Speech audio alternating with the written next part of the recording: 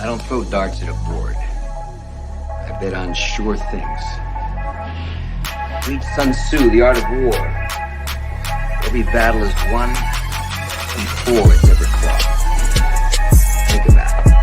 The most valuable commodity I know of is information. Wouldn't you agree? I pump those numbers up. Those are rookie numbers in this racket. A, B, C. A always B, B, C closing. Always be closing. Always be closing. The show goes on! It's Wednesday night and fantasy football is on the agenda. Grab a seat and let's get down to business. It's time for the Fantasy Boardroom. Here's your host, Tycoon.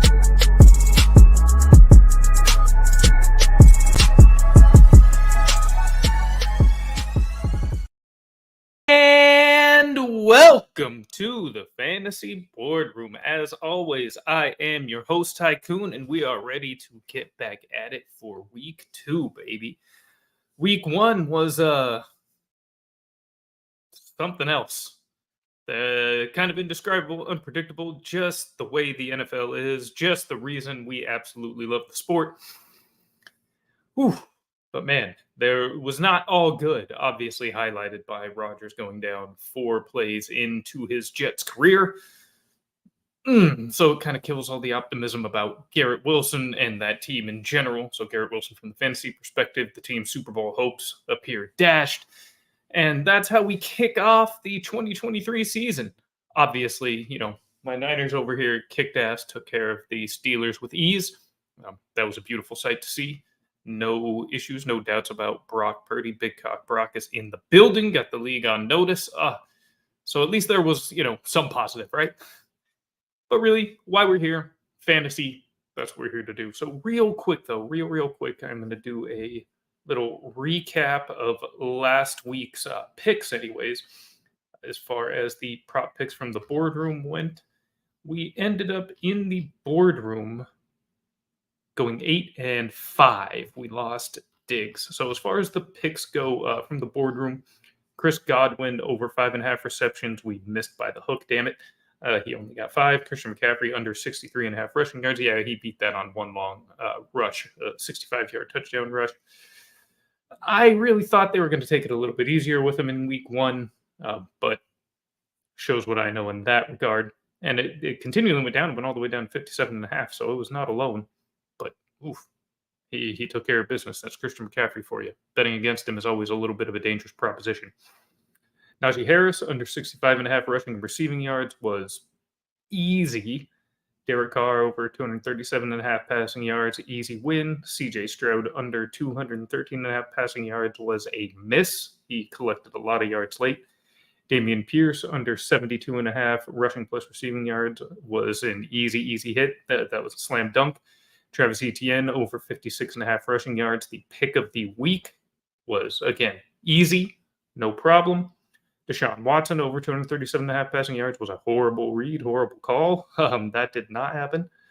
Bryce Young under 210.5 passing yards, easy win. Tyreek Hill over 6.5 reception, easy win. Keenan Allen over 5.5 receptions, no problem. Justin Fields over 184.5 passing yards, yes. And then Stephon Diggs under 69.5 receiving yards was a miss. That was looking good up until the final drive. And then he connected with with Allen for another 40 yards on that final regulation drive, that is, to go ahead and put him over. Sauce did not really have him locked down. In fact, he had a very poor game against him, was holding him a lot all night. He was able to draw a weak offensive pass interference call on Diggs with that even, but yeah. But you know what? I'm extremely overweight on Diggs in fantasy, so I'll sacrifice the one prop pick to benefit several fantasy teams. But let's get to week 2. Enough living in the past. We've got a game tomorrow. We've got the Vikings and the Eagles kicking off Thursday Night Football. Hell yes. Well, I'm going to temper that enthusiasm immediately. Vikings and Eagles tomorrow night means we get prime time Kirk. And we all know how Kirk plays under the lights. It's not good. I didn't even bother to pull up the stats. I'm not here to attack Kirk Cousins, but let's just say his primetime record and performance is quite poor. So expect the Eagles to take care of business with little problem. I do think this will be a good game for fantasy purposes, though. So I'm saying start everybody except for Cousins, and I'm going to say don't start Madison. The defensive line for the Eagles is among the best in the league. They can pass rush, they can run stuff. Madison's not going anywhere. Cousins, I think, will be his usual nighttime Cousins under the lights. So forget that. Now, the big question people are going to have, DeAndre Swift. Now, I'm not exactly an unbiased source. I'll freely admit that. That was one of the biggest disappointments for me in week one, was seeing him get 2 touches, 3 potential touches, dropped 1 pass. That didn't look good. And Kenny Gainwell got 18 carries or 18 touches, and not good. However, Gainwell is out this week with a rib injury. Rashad Penny was a healthy scratch last week, so that already tells you how Sirianni and the staff view this room, or the hierarchy of this room. Swift will be thrust into action. This is a much better matchup for him than New England was anyways. I was not expecting much. I was expecting a little more usage, so the usage is... but this is where he has his time to shine. This is the opportunity he has. He goes out and balls against the Vikings, and he will. It'll put some fears at ease. He goes out, still only gets 7 touches or something like that in this game, and doesn't do much with them. It might be close to time to call it. And you know how hard that's going to be for me to do. But there's still time, and it is going to happen tomorrow. And I cannot wait for it. Thank you, Vikings, for showing up. Rafi Swift time. You know it. Well, fingers crossed about it. Yeah. I mean, it has to be a little bit, you have to be a little bit cautious about it. But the situation, the recipe is there. Drafted Swift as my backup, hoping to see something positive. Hey, it's a lot of us. He's my RB3 on probably 70% of my teams due to cost. I went hard on my boy DeAndre, so we gotta hope for the best, and this is the shot he has. As for prop picks, I do have one. Kirk Cousins under 263.5 passing yards at minus 115. Again, I'm fading primetime Kirk. That's what we're doing. It's an auto bet at this point in his career. So he plays on Thursday night, Sunday night, Monday night. You fade him. Simple as that. You won't get it right 100% of the time, but I'll take the 90% clip. That's no problem. And so we move forward to a game that should, and I didn't mention, so we've got the, Eagles going off as 6.5-point favorites. I like that, the Eagles to cover there. I'd be very surprised if they did not beat the Vikings by a touchdown. Why it's slightly shaded at minus 115 towards the Vikings as a dog, I don't get. I really don't. I don't know, were they that discouraged by the Eagles last week against the Patriots in Foxborough? I mean, that's a tough place to play. I don't care how good the Eagles are. But yeah, so we move forward. And we move forward to Jacksonville, where the Chiefs take on the Jaguars. Chiefs going off as 3.5-point favorites. This is going to be, I think, a good bounce-back spot for the Chiefs. Obviously, Jaguars are a popular team this year. I'm high on the Jaguars. What we saw against the Colts tells me their defense still is not great. And despite the lack of receivers for Patrick Mahomes, I still think if you do not have a great defense against the Chiefs, you really are right to be considered the underdog. It's hard to see the Chiefs going down to 0-2 to start the year. Kelsey should be back. We'll see. If he is back, I mean, this is absolutely a slam dunk, but I'm staking the claim right here. I wish the money line was a little bit more favorable like it was on Monday evening. It was more like 180, something like that, which is still a lot of juice, but I would have happily taken the money line there. In as far as starts and sits go, you're starting Mahomes, you're starting Kelsey if he's active, you're starting Jerick McKinnon. Yes, Jerick McKinnon. The Jaguars were among the worst last year at defending running backs out of the backfield. So quick numbers here. My page disappeared, so I got to bring it back up. My apologies for the wait. But yeah, they gave up the second most receiving yards to, to opposing running backs and the second most receptions, only to the Chiefs. So you can see a lot of backfield receiving out of this particular matchup. But that's a prime spot for McKinnon. Absolutely prime spot. And with no viable receivers for Mahomes to get the ball to on most plays, I think he'll be looking McKinnon's way a lot more in this matchup. This is tailor-made for him. And then, of course, you're going to start Trevor. You're going to start Calvin Ridley. I may have been wrong on him. I expected more Russ. I mean, one game, one half. I mean, he was held to one catch for 7 yards in the second half, so I'm not going to go too nuts. But it appears that his early draft price will be justified. I'm also starting Travis Etienne, no problem, and of course Evan Ingram. I'm going to sit all of the Kansas City receivers. No more, no Rice, none of that nonsense. No MVS. I'm sitting Pacheco in favor of McKinnon in this matchup. I'm sitting Christian Kirk. I need to see more before I get him back in the lineup. He's not droppable yet in redraft, but Zay Jones also sitting. Bigsby also sitting. There is one prop that stands out. It's extremely similar to last week's pick of the week. We're actually getting a 1 yard discount versus last week. Strange. Travis Etienne over 55.5 yards, minus 130. I will drink the juice on that. 56 yards for Travis. He's a guy that can get that on a single run at any time. So I'm never under 60, unless he starts really underperforming throughout the year, is probably going to be automatic for me. So 55.5, lock it in, no sweat. I mean, Monty went for over 70, and Gibbs who was much more comparable physically, looked like he had really little trouble getting around, breaking tackles left and right. Etienne is in a good spot to crush his line yet again. I don't know what this man has to do to get some respect. And if Swift bombs on Thursday, tomorrow night, probably going to be about time to replace that jersey up there with one from Travis. I've been wanting to get one from Travis anyways. He's the other guy that I love. And actually, no, Chiefs money line was all the way down at minus 155. It's gone all the way up to minus 192. So yeah, 155, I would have taken that all day. Nice. If you can get that in a parlay, do that in a little juice reducer. Chiefs money line. We move to the next matchup.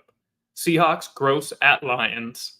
Lions going off as 5.5-point favorites, shaded slightly towards the dogs in the Seahawks. I was very much not encouraged with what we saw from the Seahawks. Now, do take it with a grain of salt, as we discussed last week. The Rams absolutely own the Seahawks. Them winning that game was entirely predictable. We called it. It was it's just the way some divisions work. Teams own teams. And I'll repeat it again. Rams own the Seahawks. Seahawks own the Niners. Niners own the Rams. That's how it works. We're going to actually get back to that here in a little while. But for this matchup, you are going to start DK Metcalf. You are going to start Tyler Lockett. You are going to start Kenneth Walker. You're also going to start Jared Goff, Amon-Ra St. Brown, David Montgomery, and Jahmyr Gibbs. You should sit Geno Smith. I do not trust Geno. We're sitting him here, especially with the Lions at home, where they do play much, much better. Now, I'm still starting as receivers because they could still pop without Geno necessarily. Now, it'll probably only be one of those two that has a big day, but you got to start either one if you have them. And then also sitting all non-Amon-Ra St. Brown receivers on the Lions, and that includes tight end Sam Laporta. Yes, I understand people are excited about his 5 catches for 39 yards and the no juice that he showed last week against the Chiefs, but I'm not. The usage is great. 5 receptions is awesome, but he did nothing with them at all. So I really don't have any interest in this matchup versus the Seahawks. But I do have interest in is David Montgomery over 58.5 rushing yards. Another repeat pick from last week, but the Seahawks, while they showed they could stop Cam Akers last week because Cam Akers stinks, they were not able to stop Kyron Williams, who had several good-looking runs. I don't see what issue David Montgomery is going to have beating this line, especially as I do expect the Lions to play from the lead for a significant portion of this ball game. So give me all the Monty yet again. Now, one that I think has a bit more intrigue. This is a bit more interesting of a matchup. The Ravens at the Bengals. The Bengals are 3.5-point favorites. The Bengals are not getting enough flack for the way they played against Cleveland last week. A lot of teams like the Seahawks, for instance, they're getting roasted. The Giants, roasted. Nobody is criticizing the Bengals. Now, maybe it's because that was also pretty predictable. We also called the Browns win. The Bengals are notoriously slow starters here in the Burrow era. Burrow himself is. He, once again, had virtually no training camp. And the team did not look good. In particular, the offense did not look good on Sunday. Another factor there that maybe plays in their favor and lack of criticism is that the Browns do have a very good defense, and I think the general public is now on notice about that. Browns defense is excellent, so they were up in a tough matchup on the road, tough place to play in Cleveland, and for a team that already struggles to get off to quick starts to begin with. That said, I still think that slow start is going to be a bit of an issue for them, even against the Ravens, who also, while they won, underwhelmed in week one. Lamar didn't look great. Andrews was missing. J.K. Dobbins is out for the season with the torn Achilles himself. The offense that, air raid the explosiveness under Monken did not materialize in that first game against Houston there on the road. So admittedly, part of this is still hunch based on not being able to take everything away from week one for these two teams, or at least as much as you'd really like to. Who I'm going to start, though, are mainly the obvious folks. We're starting Lamar. We're starting Burrow. Come on. We're starting the receivers in Jamar Chase, T. Higgins, Zay Flowers, 9 receptions. Come on now. I'm a Bateman guy, who you also should be starting, by the way. But it's impossible to ignore the amount of volume that Zay got, and also the fact that several of those were manufactured touches, very clearly trying to get the ball in his hands and let him create. And if that's something that's going to continue, he is going to have a lot of value. So you need to be on board with Zay Flowers, really, at this point. Week one shows that. Rashad Bateman only did have 3 receptions for 35 yards in the first week. However, he only played a relatively limited number of snaps. I don't have that data in front of me. But still, he missed a big chunk of camp too due to injury, still recovering from last year. I think their plan is to slowly ease him in. His per route, his play efficiency metrics were strong, and that's what we want to see. So if simply needs more plays and he will produce more, that will come. I'm not particularly worried about that. Who you're sitting, Odell Beckham Jr., no problem. That just unless he shows any consistent string of playing well, forget it. Sit likely even if Mandrew's out. Sit all Ravens running backs. I am not falling for Justice Hill, Gus Edwards, or taking a guess at how that's going to play out this particular week. Certainly not Melvin Gordon. Sitting Joe Mixon against this Ravens team, and also sitting Tyler Boyd. Also, I like the Ravens to win this game outright. I think the Bengals' slow start continues. I think the Ravens offense will start to come together a little bit more. I expect Andrews to return. I expect Bateman to play a higher percentage of plays. And that is going to help really, bring that cohesion of that team together. I think we'll start to see things gel, and the Ravens will take this one away. Very excited for this game, frankly. It should be a fun one. Next one we have is the Chargers at the Titans, with the Chargers being the road favorite. So that's always interesting. And it makes sense because the Titans looked freaking horrible in New Orleans. Tannehill threw 3 picks, made bad decisions in the process. Several times he could have taken off and scrambled, kept drives alive. Instead, he threw just ugly interceptions. They really did not play well, and they were fortunate to be into it near the end, and that's really based largely on a lot of poor play by the Saints. People already dropping Bateman after one game in. Hey, you know what? While I would never, and I would never, I gotta say I can see why some people would, given the heavy usage of Flowers, but really, they gotta just look into the usage data and understand that Bateman is still working his way back a little bit. If you took the shot to draft him, you need to give it a couple of weeks. If he's done nothing by week 3, 4, then you can probably cut bait and hope that you don't get burned by Flowers at some point. But the arrow is still pointing the correct way for Bateman as of now. What up, Tycoon? What up, Rasta? You know what it is. Welcome to the boardroom, my man. So thank you, Neanderthal. Thank you, Anthony, for the comments. Now we'll get back to the Chargers and Titans. Chargers lost a tough one. Defense blew it late again for Justin Herbert. To the honestly kind of unstoppable duo of Tua and Tyreek, I can only fault them so much. The Chargers were not able to lead a tying or winning drive there at the end. First time I think I ever saw Herbert legitimately pissed off. He got up after his last sack and was pissed.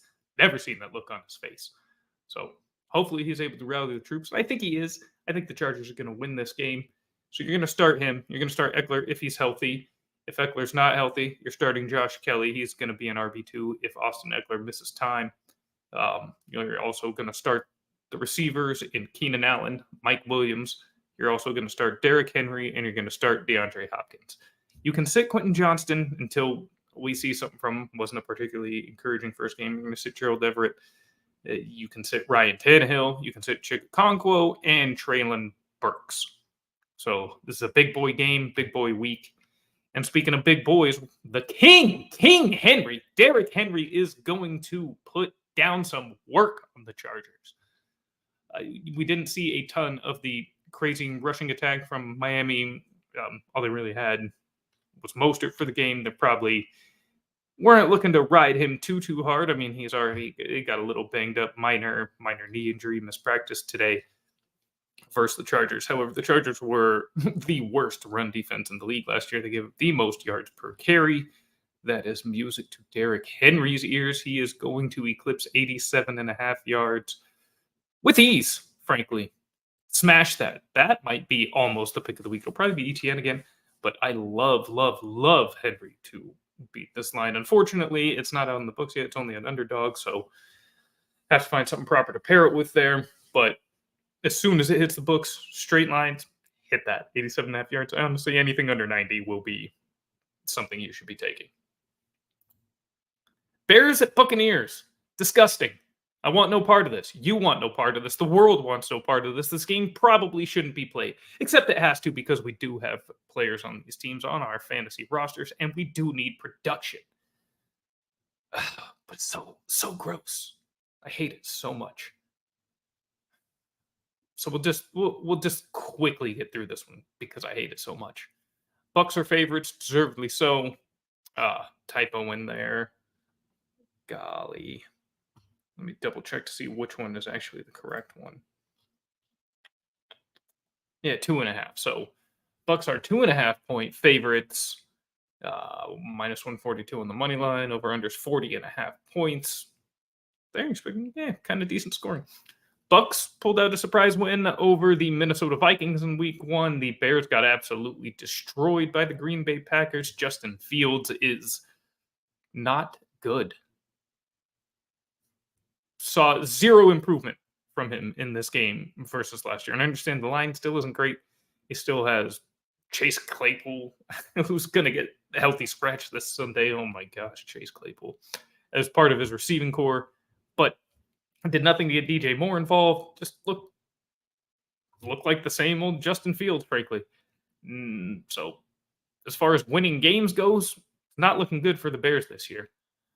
As far as fantasy goes, not looking good for DJ Moore this year.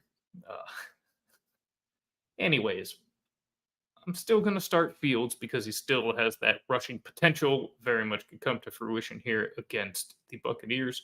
Still starting Khalil Herbert. Starting Cole Kmet, just safest target that he'll have, and red zone potential opportunity. The red zone potential there is gross position, so I'm still willing to roll the dice there with Cole. And then on the Buccaneer side, rolling out Chris Godwin and Mike Evans, automatic every week. Even with Baker at the home, so they can still be productive. Rashad White, the Bears are terrible. I know White didn't look great last year. We have like 20 carries for, or I don't know, 8. He had under 40 yards with a significant amount of carries. I don't have the numbers in front of me. Not good, though, as far as an efficiency standpoint, or from an efficiency standpoint, but he is getting all the carries. And I think that's going to help him quite a bit more in this game. You can sit every Bears wide receiver, including DJ Moore. You can sit Baker. You can sit K. Dotton. There will be no prop from this game because I don't want to pay any more attention to it than I have to. Packers at Falcons. Now, this has a little bit of intrigue to it. A lot to unpack here. I mean, the Packers just laid the wood on the Bears, but it's hard to say, how much of it is, hey, Jordan Love is really good. He did look sharp, so he looked good. We'll give Jordan Love some credit, but part of it is, the Bears are just complete ass. On the flip side, the Falcons, the passing game did nothing. The rushing game looks tremendous. Bijan Robinson obviously looked good. Tyler Algier, to the dismay of many fantasy owners, except for those that drafted him regularly in the early double-digit rounds, which I hope you all did. He was one of the top handcuffs. Looks like he is not going to be a handcuff. The reason he was one of the top handcuffs is he knew there would be some level of standalone value. Certainly didn't expect this, though. So, I mean, this is going to be a great two-headed monster. But yeah, definitely a big, big knock to London and Pitts. We already suspected this. That's why they were a bit lower in our rankings. But still expect something, and I do still expect some good games and some good weeks to come out of them. But it's going to be really hard to pick the spots. Arthur Smith does not care about you. Put it that way. It's like Sean Payton. In the Saints years, early Saints years, never knew what receiver was going to do anything. It's Bill Belichick with running backs, until the last year with Ramondre. Just can't trust it. Can't deal with it. So in this game, you will start Aaron Jones if he plays, seeming unlikely. If not, though, you can go ahead and start A.J. Dillon. You can start Bijan and Algier. And I'm still going to say you start Kyle Pitts again because of the disgusting nature of the tight end position. The Falcons defense, though, looked decent. So I'm actually going to say sit Love, sit Watson, sit Dubs, sit Ritter, sit London. I'm sitting most people in this game. Probably going to take the under in this game. And just focus on the runners and the single tight end. That's really it. But it'll be interesting to see what we can glean from this one. I think we're going to learn a lot about each of these teams here in this matchup. Good defenses. Colts at Texans. So some bottom-feeding teams here in the AFC South. Colts looked all right against the Jaguars. I think that's more on the Jaguars and the Colts really being the good. Made some nice plays. Anthony Richardson had some nice moments. Same thing with the Texans against the Ravens. Had some nice moments. Nico Collins and C.J. Stroud. Dameon Pierce looked bad, but I don't want to say he looked bad, but didn't look good. So it makes me really unexcited to start many in this game. I think this is also going to be a bit of a gross game. I'm starting Michael Pittman. I am starting Dameon Pierce, actually, despite me just saying that he didn't look good last week. I'm sitting everybody else in this game. And yes, that includes Anthony Richardson. Lost to Aaron. Feel you, man. One of my main leagues did as well. Decided, you know what? Nobody's showing him any respect. I'll punt QB in the single QB league. You know what? I drafted Garrett Wilson early. I figured, let's just buddy him up with Rodgers there at the end. And woof, that team is no longer going to be any good, I don't think. Picked up Love needing to do some work this year. Yeah. I wish you luck. I think he'll have some nice weeks. I don't think he sucks by any stretch. I just don't think he's anything special. So it'll be a bit of a roller coaster. Hopefully you can just get a nice, consistent floor out of him and get some really good weeks out of your real skill positions. Hopefully you got some nice big hits in that area, since obviously that's not coming from quarterback now with Rodgers gone. Texans are home dogs here, and I actually like them to win, though. I really do. Still think the Colts are not a good team. Still think that defense is not good. Texans defense played surprisingly okay against the Ravens. I think they'll be able, if they were able to do that to Lamar, I think they can do it to Richardson. And then there's much less talent around Richardson in general. So this is setting up nicely for a Texans win. D'Amico to have a nice first dub as head coach of the Texans. Go D'Amico Ryans. I feel for you, Neanderthal. Anthony says brutal loss out of the gate, but he stacked at RB with Saquon and Henry. All right. Yeah, Saquon and Henry. Those are guys that can win you a week at any given time. So you are far from dead, man. Purdy starting, though, that's a good thing. That's a great thing. In fact, that's better than Rodgers anyways. You got Big Cock Brock in the building, on the roster. You're fine. Brock Purdy will take you to the promised land. Speaking of Brock Purdy, the Rams are hosting Brock Purdy and the 49ers this week. The Niners enter Levi's South as 7.5-point favorites. So circling back, like we said, with the Rams owning the Seahawks, the 49ers own the Rams. They will cover this line. This will not be a close game. The 49ers, who at worst look like the second best team in the league following week 1, will put a beating down on the Rams. So you can start Brock, you can start Debo, Hyatt, Kittle, McCaffrey, and you can sit every Ram, even Puka Nacua. Don't start a single Rams player would be my advice. Matthew Stafford in Superflex is probably the only real consideration. 49ers own these clowns. Take the spread. They will cover. 49ers minus 7.5 at minus 112. Thank you very much. Giants at Cardinals. So, Giants somehow looked worse than the Cardinals in week 1 when almost universally the Cardinals are viewed as the worst team in the league entering the season. Part of it was a little bit of bad luck for the Giants. Part of it was also facing one of the elite defenses in the league. Top 3, I would say at worst, might be the best. Probably not, because the 49ers exist. Eagles could still give them a run for their money, but damn, did the Cowboys look good. That defense is indeed nasty. And the Cardinals held their own for a while there against Washington. I think a lot of people expected Washington to go in and just wipe the floor with them. No, I think that says more about Washington than it does about the Cardinals. And I think this is a great bounce back position for the Giants to be in. They could not. This is exactly what the doctor ordered after that drubbing from Dallas. Go in, get a nice cupcake team like the Cardinals. I think as much as I'm kind of down on the Giants as a whole this year, I don't think they're that good of a team. I don't think they'll be returning to the playoffs. I do think they are better than Washington and will go into Arizona and show it. So, in this game, you can start Daniel Jones, you can start Saquon Barkley, you can start Darren Waller. Please start Darren Waller. Over the years, we'll see how this year goes, but with the state of that team, it's hard to imagine it being much different. Arizona has been eaten alive by tight ends. Get ready for it to continue with Waller. You can sit all the regular Giants wide receivers in terms of Hodgins, Hyatt, Slayton, whoever. No need to start any of those guys. And you can sit every single Cardinal, including James Conner, Hollywood Brown. Don't even bother. No reason to start any of those players. The Giants are 5.5-point favorites. It was at -4 on Monday night when I initially started to look, and I liked it at 5.5. I still like it. So you can take that line. But the official pick here from the boardroom is Darren Waller over 54.5 receiving yards. It is not available yet on the books, but it is available on Underdog. That can be one that you can start to tie into your cards there on Underdog. Cards. Cardinals.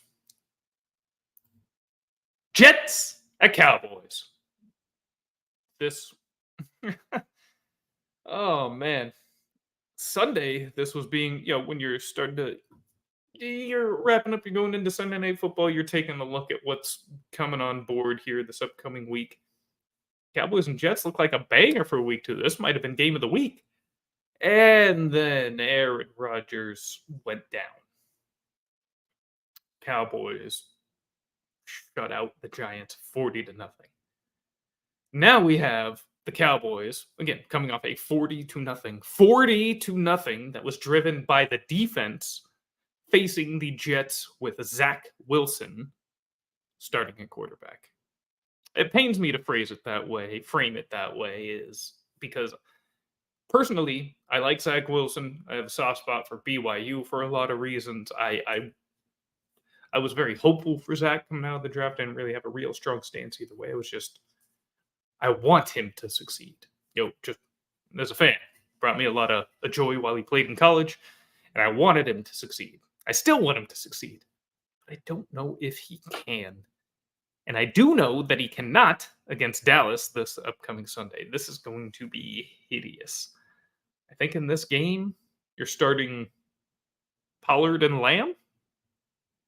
That's about it. Because as good as the Cowboys defense is, so is the Jets. Not quite as good, but almost. This is not going to be an easy game for Dak and the boys. I mean, it'll be easy enough to win because the Jets offense will be able to do very little, if anything. But it's not as if the Cowboys are going to be going up and down the field at will. They didn't even really against the Giants. Now, part of that is I don't think there's much of a sense of urgency jumping out to an early 16-0 lead. They weren't really having to push it. There was no pressure. It was just kind of, honestly, they were killing time starting in the second quarter. So at this point, we don't even know really how good that offense is either. So I think this is going to be a very, very low-scoring game. Over-under is actually 38.5. I would expect it to be a hair lower, frankly, unless they're expecting some defensive scores. Certainly possible. I actually probably wouldn't mess around with that at all.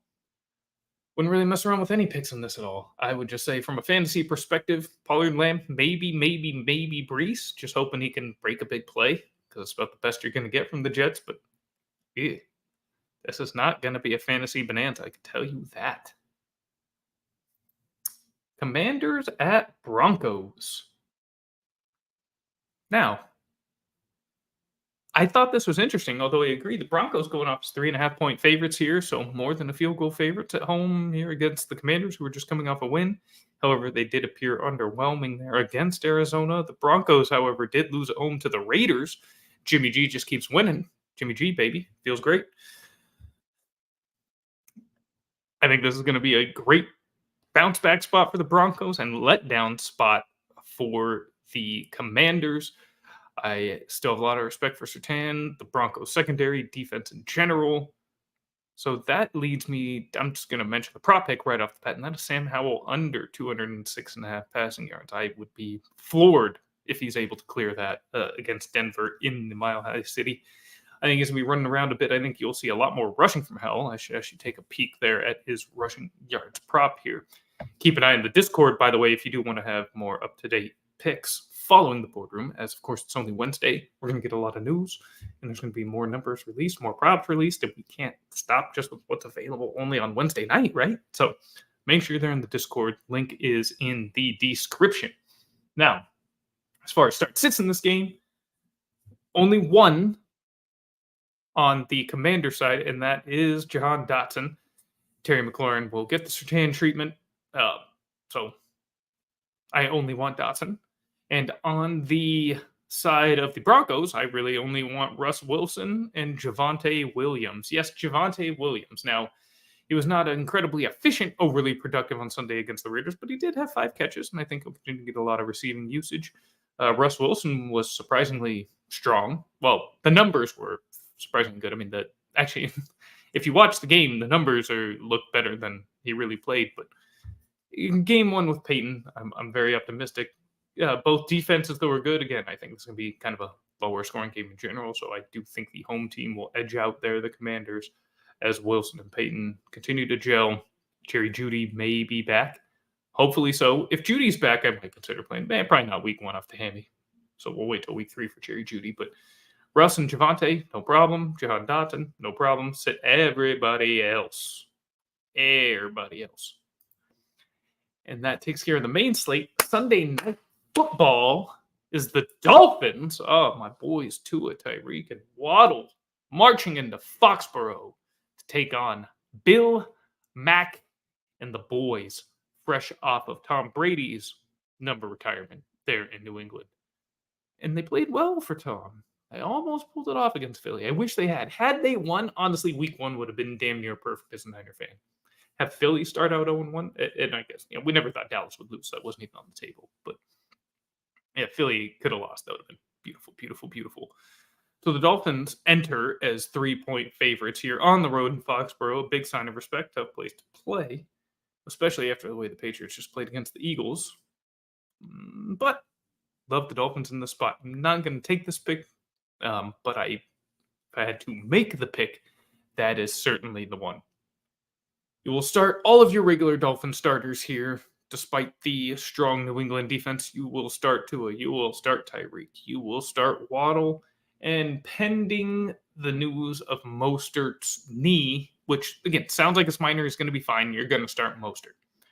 On the flip side, you're only going to start Mack and Ramondre there. And I take that back. You're also going to start Hunter Henry for the Patriots because he's the best pass catcher they have in all honesty.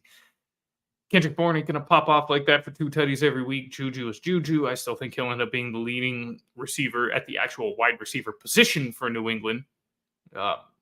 He was up and down on Sunday, to put it that way. Had some nice plays, had a couple of very poor, one bad drop I saw. And you just can't trust any of the rest of the receivers, and you can just sit everybody else. But I do look forward to this game and more explosion from that Miami offense.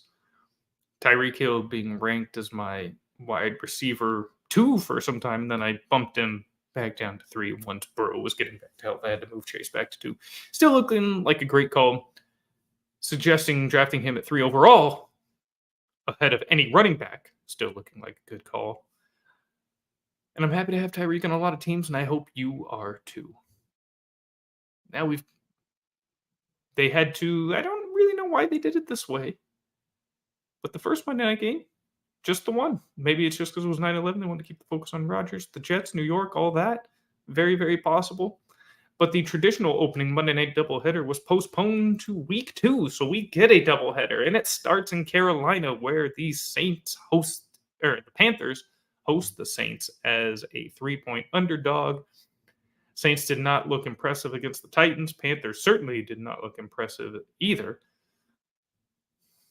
Saints will be better this week.